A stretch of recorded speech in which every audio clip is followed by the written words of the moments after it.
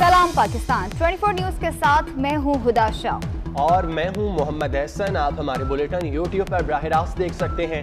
Subscribe कीजिए youtube.com/24 News HD। इस bulletin का आगाज करें। सबसे पहले आपको बताएं, एहतसाब अदालत लाहौर में मनी लॉन्ड्रिंग केस की समाअत हुई। अदालत ने शहबाज शरीफ को 14 रोज के लिए जुडिशियल रिमांड पर जेल भिजवा दिया।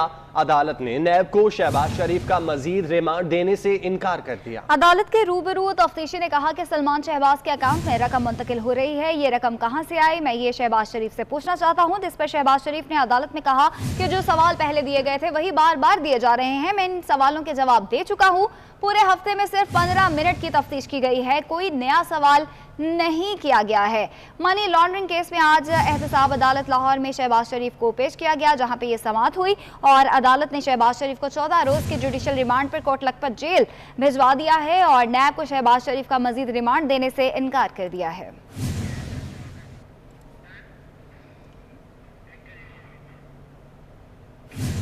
शहबाज शरीफ ने इमरान खान का रवैया फाशिस्ट करार दे दिया। कहते हैं बहू बेटी औरतों की कुछ इक़दार होती हैं, कराची में उसकी पामाली की गई। उन्होंने कहा कि वाक़े की जितनी मजम्मत की जाए कम है।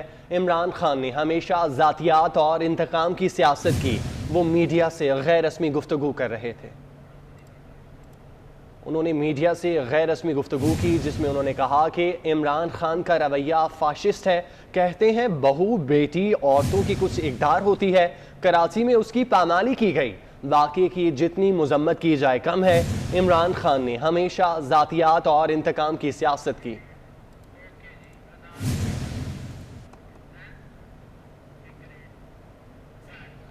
मुस्लिम लीग नून के रहनुमा कैप्टन रिटायर्ड मोहम्मद सफदर की गिरफ्तारी के हवाले से तहकीकाती रिपोर्ट वजीर आला सिंध को पेश कर दी गई। रिपोर्ट एडिशनल चीफ सेक्रेटरी दाखिला डॉक्टर मोहम्मद उस्मान चांद ने पेश की। आपको बताएं कि ये रिपोर्ट उस्मान चाचड़ ने पेश की है और कैप्टन रिटायर्ड मोहम्मद सफदर की गिरफ्तारी को गैर कानूनी और इंसानी हुकूक की खिलाफ वर्जी करार दे दिया गया। वजीर आला सिंध आज दोपहर प्रेस कॉन्फ्रेंस में कैप्टन रिटायर्ड मोहम्मद सफदर की गिरफ्तारी से मुतालिक आगाह भी करेंगे।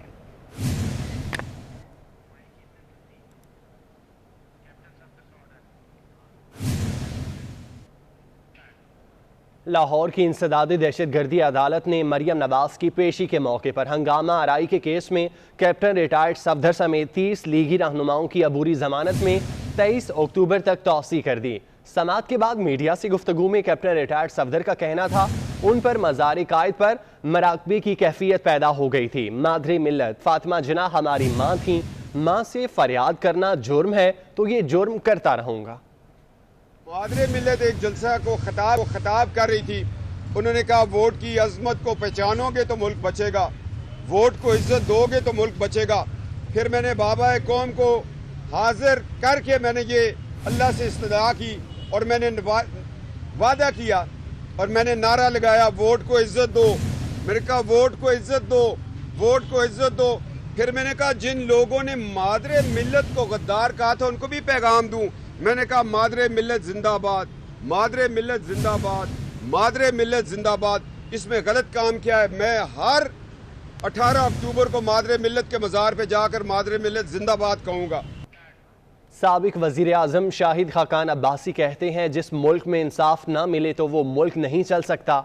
वो इस्लामाबाद की एहतसाब अदालत के बाहर मीडिया से गुफ्तगू कर रहे थे। हकीकत वही है कि आज 2.5 साल मुझे हो गए, 2 साल एहसन इकबाल साहब को होने लगे हैं और केस नहीं चलते। हमारी जिंदगी होल्ड में कि इन अदालतों में जहां अरशद मलिक जज था, यहाँ इंसाफ की हम क्या उम्मीद रखेंगे। तो रद्दी के कागज भी जमा करा दें, पुराने अखबार भी जमा करा दें, फैसला वही आएगा जो अरशद मलिक को लिख के दिया जाएगा। तो जब इंसाफ ना रहे, कानून की कोई हैसियत ना हो, वो मुल्क नहीं चलता। जब हुकूमत खुद नाइंसाफी करने पर उतर आए तो फिर मुआशरा और मुल्क नहीं चल सकता। मुस्लिम लीग नून के सेक्रेटरी जनरल एहसन इकबाल ने गिरफ्तारियों का सीजन 2 शुरू होने की पेशगोई कर दी। एहसन इकबाल कहते हैं हम गिरफ्तारियों के सीजन 2 के लिए भी तैयार हैं। पहले ही कहते थे ये कंपनी नहीं चलेगी, अब तो ये कंपनी पिट चुकी है। कुछ लोग कहते थे गल वध गई है, मैं कहता हूं गल मुक गई है।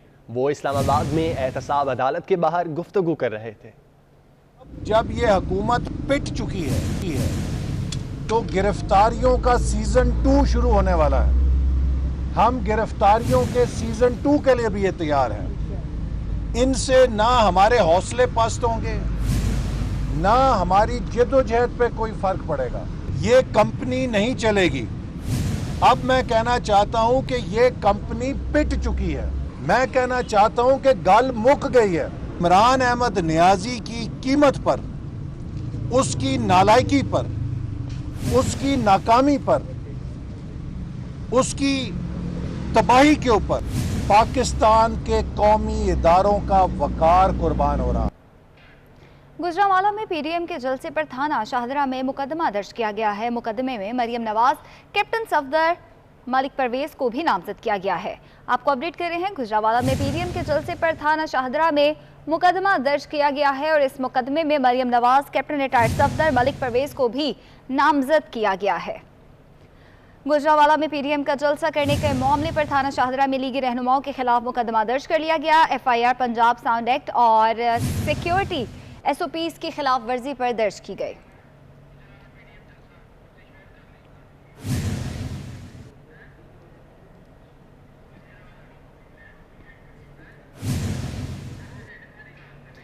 गुजरांवाला में 16 अक्टूबर को पीडीएम जलसे के मुंतजमीन के खिलाफ थाना सिविल लाइंस में 2 मुकदमात दर्ज कर लिए गए हैं।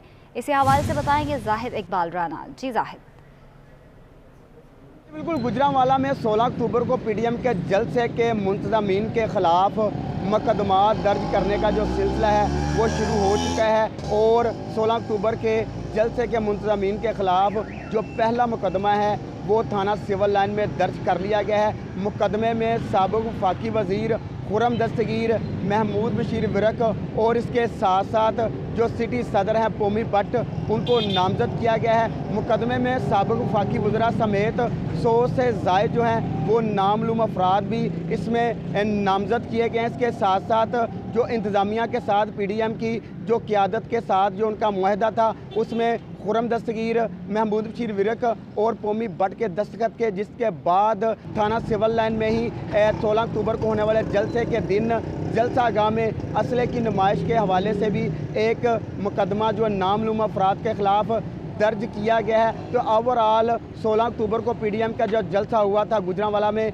एक पावर शो किया गया था, उसकी मुआहदे की खिलाफ वर्जी के हवाले से थाना सिविल लाइन में 2 अलग अलग मुकदमा। ठीक है, बहुत शुक्रिया आपका। 24 ब्रेकिंग न्यूज का ढोल बज रहा है।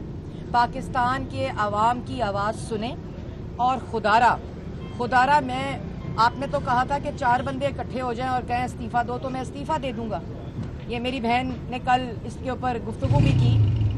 आज तो लाखों करोड़ों का मजमा ये कह रहा है कि घर जाओ, क्योंकि वो लोग आज एहतसाब करते हैं उस शख्स का जिसने कहा था 50 लाख नौकरियां दूंगा और 50 लाख घर दूंगा और 1 करोड़ नौकरी दूंगा।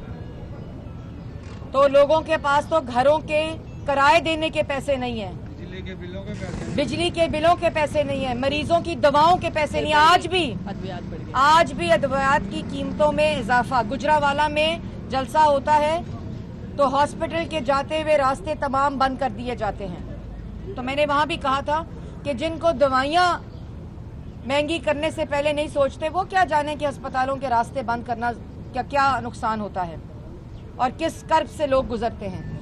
तो मैं बात को ख़त्म करते वक्त ये कहना चाहती हूँ कि आज साफ पानी बंद, इस अरेस्ट का जो भोंडा और होछे हथकंडे के जरिए एपीसी को मफलूज करने की कोशिश में अपोजिशन लीडर सदर पाकिस्तान मुस्लिम लीग नून को अरेस्ट किया गया।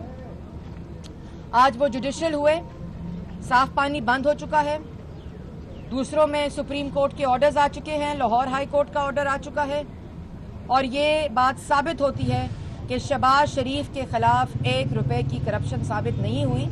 कोई मंसूबा नहीं, कोई ऐसी चीज जो सरकारी खजाने में खुर्द बुर्द या सरकारी खजाने को नुकसान या मिस यूज ऑफ अथॉरिटी को साबित करता हो, और बात का खत्म हो गई। बेटी से तोहफा क्यों लिया, बेटी से तोहफा क्यों लिया, बीवी से तोहफा क्यों लिया, बीवी को तोहफा क्यों दिया, बेटी से तो बेटी को तोहफा क्यों दिया, ये है हकीकत। पाकिस्तान की आवाम जान चुकी है और पाकिस्तान की आवाम का रद्द अमल आ चुका है। अल्लाह ताला हमेशा की तरह सुरखरू करेगा और इन नालायकों, नाअहलों और करप्ट टोले से निजात दिलवाएगा। बता दें कि गुजरांवाला में मेजबानी में जलसा हुआ, कराची में हुआ पीपल्स पार्टी की मेजबानी में हुआ, यहाँ तो नवाज शरीफ साहब ने तकरीर कर ली, लेकिन कराची में नहीं करने दी गई, यहाँ नहीं हुई। अब जो कोयटा में होने जा रहा है वहाँ नवाज शरीफ साहब तकरीर करेंगे, यहाँ मौलाना फजल रहमान की मेजबानी होने वाले जलसे में नहीं कर पाए। देखिए, पहली बात तो मैं वाज़िया तौर पे कर दूं, ये कल किसी जगह के ऊपर ज़राए से खबर भी चल रही थी, ये वही ज़राए हैं जिन्होंने कराची में से कैप्टन सफदर को अरेस्ट कराया था ताकि आपस में इस किस्म की गलतफहमियाँ या दरारें आएँ। लेकिन मैं उनको भी एक साफ़ पैगाम देना चाहती हूँ कि ये बेवकूफ़ाना हरकतें छोड़ दें, इससे नुकसान आपको होता है। नवाज शरीफ साहब ने ख़ुद ये फ़ैसला किया था कि वो तकरीर अब कोयटा में करेंगे, क्योंकि अगली तकरीर हज़म हो जाए उसके बाद दूसरी तकरीर करेंगे। इस वक्त जो जो हालिया तकरीर है उसके हवाले से जो है एस्टेब्लिशमेंट और बिलखुसूस मुस्लिम लीग नून के दरमियान मामला पॉइंट ऑफ नो रिटर्न पर जा रहे हैं या जा चुके हैं, तो इसको कैसे देखिए, नवाज शरीफ साहब ने वाज़िया तौर पर जो अदारों और किरदारों की तफरीक है वो बताई है, और नुकसान मुल्क को तब होता है जब वोट चोरी होता है। नुकसान तो मुल्क को तब होता है जब मुल्क का दिफा कमज़ोर होता है, जो मईशत की इस वक्त हालत है। मुल्क तब कमज़ोर होता है जब अवाम की आज़ादी राय सल्ब की जाती है। मुल्क तब कमज़ोर होता है जब 3 दफ़ा के मुंतखब वज़ीर आज़म के ख़िलाफ़ अंपायर की उंगली के इंतज़ार होता है और उसके ख़िलाफ़ साजिश होती है। मुल्क तब कमज़ोर होता है जब RTS बिठाकर एक नालायक, नाअहल, करप्ट टोला मुल्क पर मुसल्लत किया जाता है। मुल्क कमज़ोर होता है जब आइन मजबूत होता है। मुल्क तब ताकतवर होता है जब आइन मजबूत होता है। और मुल्क को इंशाअल्लाह, जैसे पहले भी पाकिस्तान मुस्लिम लीग नून ने नवाज शरीफ की क़यादत में और पंजाब में शहबाज शरीफ की क़यादत में मुल्क को संवारा था। मुल्क की रोशनियाँ, मुल्क के अंदर जो दहशत गर्दी का आलम था, एक अमन लेकर आए थे मुल्क के अंदर, मईशत को ठीक किया था, रोजगार लेकर आए थे, CPEC लेकर आए थे। नौजवान तर्जुमान मुस्लिम लीग नून मरियम औरंगजेब मीडिया से गुफ्तगू कर रही हैं। मज़ीद खबरें शामिल करें। अल अजीज़िया और एवनफील्ड रेफरेंस के मामले पर साबिक वज़ीर आज़म मियां नवाज शरीफ की लंदन की रिहाइशगाह पर भी उनकी तलबी के इश्तिहार लगाए जाएंगे। रजिस्ट्रार इस्लामाबाद हाईकोर्ट ने सेक्रेटरी वज़ारत ख़ारजा को अदालती हुक्म पर अमल दरामद के लिए ख़त लिख दिया है। ख़त में बावर कराया गया है कि तलबी के इश्तिहार नवाज शरीफ की लंदन रिहाइश के टाउन के किसी चौराहे पर भी चिस्पा किए जाएँ। आपको बताया, अल अजीज़िया और एवनफील्ड रेफरेंसेस के मामले पर साबिक वज़ीर आज़म मियां मोहम्मद नवाज शरीफ की लंदन की रिहाइशगाह पर भी उनकी तलबी के इश्तिहार लगाए जाएंगे।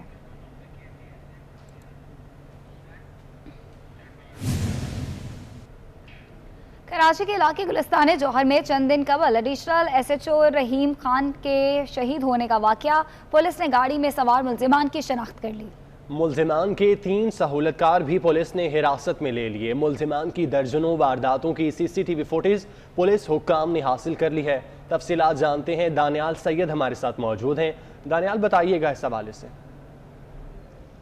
जी बिल्कुल, गुज़िश्ता माह कराची के इलाके गुलिस्तान जौहर में एडिशनल SHO गुलिस्तान जौहर रहीम खान को जो मुकाबले में उन्होंने जाम शहादत नोश किया था, जो मुल्जिमान कार में सवार थे, उस वाक़े में अहम पेशरफ सामने आई है। पुलिस ने 3 सहूलतकार जो है उन्हें गिरफ़्तार किया है, और जो हमारे पुलिस हुकाम है, तफ्तीशी हुकाम है, उनका कहना है कि जो मुल्जिमान गाड़ी में सवार थे जिनकी फायरिंग से SHO रहीम खान शहीद हुए थे, उनकी शनाख्त कर ली गई है। मुल्जिमान के ज़ेर इस्तेमाल जो गाड़ी थी, जो जिस गाड़ी के अंदर वारदातें किया करते थे, पुलिस ने वो भी तहवील में ले ली है। जो वेपन था उस हवाले से भी तमाम तर तफसीलात हासिल कर ली गई हैं। पुलिस हुकाम के मुताबिक जो फ़रार मुल्जिमान हैं उनकी तादाद 4 है, और ये कराची के अंदर 40 से ज़ायद वारदातों में मुलविस थे, डकैती की वारदातों में, और ये मुल्ज़िमान हमेशा गाड़ी का इस्तेमाल करते थे, बड़ा वेपन से ये वारदात किया करते थे और वारदात करने के बाद ये अंदरून सिंध फ़रार हुए थे। तमाम पुलिस की खुसूसी जो तफ्तीशी टीमें हैं वो अंदरून सिंध पहुँच चुकी हैं मुल्ज़िमान की गिरफ़्तारी के लिए। इनके 3 जो सहूलतकार हैं वो इन्हें कराची में फैसिलिटेट किया करते थे। जिस रोज़ सब इंस्पेक्टर रहीम खान को कत्ल किया उसके से एक रात कबल मुल्ज़िमान जिस घर में रुके थे उस शख्स को भी हिरासत में ले लिया गया है। 3 अफराद हैं जिन्हें हिरासत में लिया है और वो माजी में भी उन मुल्ज़िमान के साथ राब्ते में थे और उनके करीबी साथी समझे जाते हैं। ठीक है दानियाल, बहुत शुक्रिया। ग्रेड 22 में तरक्कियों के लिए हाई पावर सिलेक्शन बोर्ड इजलास 23 अक्टूबर को तलब कर लिया गया। इजलास की सदारत वज़ीर आज़म इमरान खान करेंगे। सेक्रेटरी वज़ीर आज़म, सेक्रेटरी काबीना, सेक्रेटरी इस्टेब्लिशमेंट डिवीज़न शरीक होंगे। तफसीलात जानते हैं बाबर शहजाद तुर्क से। बाबर, बताइएगा। आज ही वफाकी ब्यूरोक्रेसी में आला तरीन सतह की तरक्कियाँ यानी ग्रेड 21 से 22 में उनके लिए हाई पावर्ड सिलेक्शन बोर्ड का इजलास 23 अक्टूबर को तलब कर लिया गया है। वज़ीर आज़म इमरान खान की सरबराही में होने वाले हाई पावर्ड सिलेक्शन बोर्ड में वज़ीर आज़म के प्रिंसिपल सेक्रेटरी, सेक्रेटरी काबीना, सेक्रेटरी इस्टेब्लिशमेंट डिवीज़न के अलावा हर कैडर के एडमिनिस्ट्रेटिव सेक्रेटरी जो हैं वो शरीक होंगे। इस्टेब्लिशमेंट डिवीज़न तमाम सर्विसेज और ग्रुपों की ग्रेड 22 में असामियाँ और तरक्की के लिए अहल अफसरों की फहरिस्तें जो हैं वो उनको तैयार कर चुकी है। पाकिस्तान एडमिनिस्ट्रेटिव सर्विस की 10 असामियाँ, पुलिस सर्विस ऑफ पाकिस्तान की 1, सेक्रेटेरिएट ग्रुप की 1, फॉरेन सर्विस ऑफ पाकिस्तान की 4, Pakistan audit and account service की 1, पाकिस्तान कस्टम सर्विस की 2, इनलैंड रेवेन्यू सर्विस की 2 और मिलिट्री लैंड कंटोनमेंट की ग्रेड 22 की 1 असामी पर तरक्की देने पर ये जो हाई पावर्ड बोर्ड है ये गौर करेगा और उसकी मंजूरी देगा। हतमी मंजूरी जो है वो वज़ीर आज़म की जेर सदारत होने वाले से इजलास के चंद रोज बाद वज़ीर आज़म दोबारा देंगे। जी ठीक है बाबर, बहुत शुक्रिया आपका। कराची में मैट्रिक बोर्ड ऑफिस के करीब 21 साला फातिमा के कत्ल के मुकदमे में लड़की के वालिद ने दामाद को नामजद किया। मुद्दई मुकदमे का कहना है कि मकतूला के शौहर से कोई राब्ता नहीं, वक़ुआ के बाद भी शौहर ने राब्ता नहीं किया। अहले खाना के मुताबिक फातिमा का उसके शौहर के साथ झगड़ा चल रहा था। दानियाल सैयद से तफसीलात जानते हैं। जी दानियाल, बताइएगा। जी देखिए, बिल्कुल कराची के इलाका matric board office Abdullah college है जहाँ पे गुज़िश्ते रोज ये फायरिंग का वाक़या रूनुमा हुआ। उसका नामालूम मुल्ज़िमान ने गाड़ी पर फायरिंग की थी जिससे फातिमा नामी लड़की जो है वो जहाँ भाग हुई थी, एक गोली लगी थी। उसके बाद पुलिस ने कत्ल का मुकदमा मकतूला के वालिद जो है फिरोज बंगाली उनकी मुद्दत में दर्ज किया है और मुकदमे में पुलिस के मुताबिक मकतूला के वालिद ने लड़की जो मकतूला है उसके शौहर को नामजद किया है और नामजद करने के बाद मुकदमा दर्ज करने के बाद पुलिस हुकाम का मौके पर है कि अहले खाना और जिस शौहर को नामजद किया गया है उनके बयानात कलमबंद किए जाएंगे। वाक़ई की तहकीकात की जा रही है। साथ ही साथ पुलिस हुकाम का ये भी कहना है कि जिस लड़की फातिमा को कत्ल किया गया है उसके शौहर से नाराजगी थी, नाचाकियाँ चल रही थी।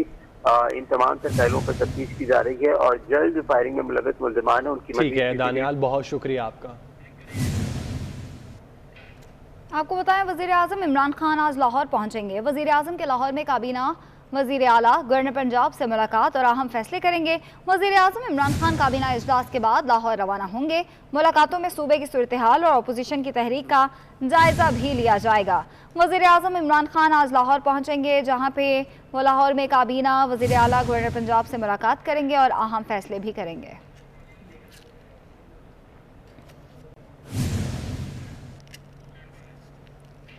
शहर कायद में गैर कानूनी पेट्रोल पंप्स के खिलाफ क्रैकडाउन का फैसला कर लिया गया है। गैर कानूनी पंप्स की जांच के लिए सर्वे शुरू कर दिया गया है। जिन पेट्रोल पंप्स के पास कानूनी दस्तावेजात पूरी नहीं होंगी उनके खिलाफ कार्रवाई की जाएगी। इसी हवाले से बताएंगे हबीब खान। जी हबीब।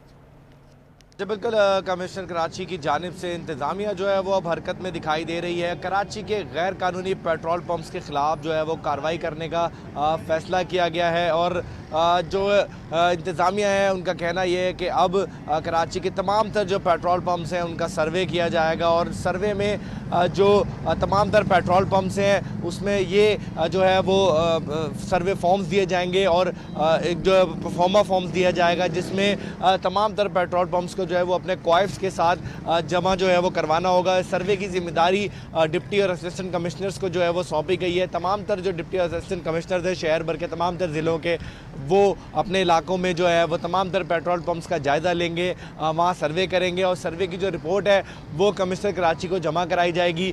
अब तक जो है वो ज़राए के मुताबिक बताया जा रहा है कि 10 जो पेट्रोल पंप हैं जिसको ज़िला गुरबी में जिनका बताया जा रहा है और बल्दिया टाउन से ताल्लुक़ है, उनको इलीगल होने की जो है वो कुछ निशानदेही की गई है और उनको जो है वो परफॉर्मेंस जो है वो जमा दिए गए हैं, जिनको मुकम्मल क्वाइफ के साथ जो है वो जमा कराना होगा। और जमा कराने के बाद अगर किसी भी पेट्रोल पंप के जो है वो दस्तावेज़ात जो है वो मुकम्मल नहीं होंगे तो उस पेट्रोल पंप के ख़िलाफ़ जो है वो भरपूर जो है वो कार्रवाई। बहुत शुक्रिया आपका। पेशावर में दूध की सरकारी कीमत 80 से बढ़ाकर 120 रुपये कर दी गई। शेर फरोश पहले ही दूध 100 से 140 रुपये तक फरोख्त कर रहे थे। पेशावर में दूध की सरकारी कीमत अब 80 रुपये से बढ़ाकर 120 रुपये कर दी गई है, जबकि शेर फरोश पहले ही दूध 100 से 140 रुपये तक फरोख्त कर रहे थे।